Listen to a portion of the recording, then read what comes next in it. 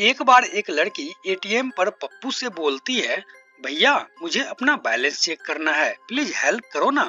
पप्पू ने एक जोरदार लात मारी और लड़की गिर गई। उसके बाद पप्पू बोलता है, आपका बैलेंस तो बिल्कुल खराब है।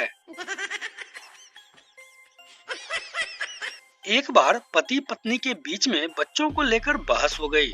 दोनों इस बात पर झगड़ रहे थे कि उनका लड़का किससे ज्यादा प्यार करता है, माँ से या बाप से। आखिर दोनों ने फैसला करा कि वो पीछे से बच्चे पे एक पत्थर फेंकेंगे। अगर वो बच्चा चिल्लाया हाय मम्मी तो माँ की जीत होगी, अगर वो बच्चा चिल्लाया हाय पापा तो बाप की जीत होगी। दोनों पेड़ के पीछे छुपकर पार्क में बैठे बच्चों को एक पत्थर मारा। बच्चा चिल्लाकर बोला, कौन है बे वीसी? एक बार शराब की दुकान में बैठा एक आदमी अपनी जगह से उठकर बाथरूम करने जाता है और वापस आते वक्त गुस्से से बड़बड़ाता हुआ अपनी जगह पर आकर बैठ जाता है।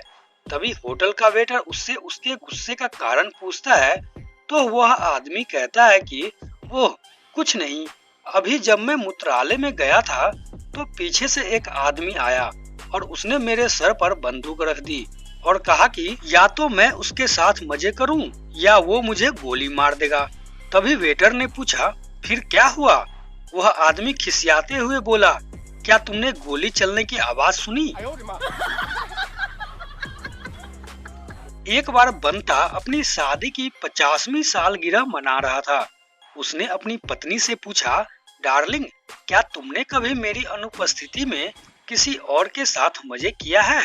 तो प्रीतो ने कहा कि आप ऐसा सवाल क्यों पूछ रहे हैं? बंता ने कहा, मैं ऐसे ही जानना चाहता हूँ। प्रीतो ने कहा, जी 3 बार। तो बंता ने कहा, 3 बार? कब और कहाँ, कैसे? प्रीतो ने कहा, जब आप 35 साल के थे तो आप अपना नया बिजनेस शुरू करने वाले थे, पर बैंक वालों ने आपको लोन देने से मना कर दिया था। उस वक्त मैंने बैंक मैनेजर के पास गई और उससे लोन पर पेपर साइन करवाए और उसने भी बिना किसी बात किए अपना काम किया और मैं फिर से घर आ गई। ये सुनकर बंता बोलता है, अरे डार्लिंग, अच्छा तो उस वक्त मुझे तुम्हारी वजह से लोन मिला था। तुम कितनी अच्छी हो, अब तो मेरी नजरों में तुम्हारी इज्जत और बढ़ गई है।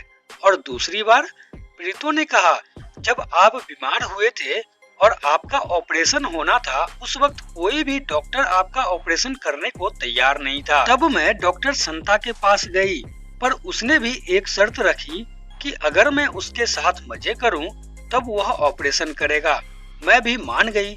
उसके बाद आपका ऑपरेशन बिल्कुल सही हो गया और आप ठीक हो गए।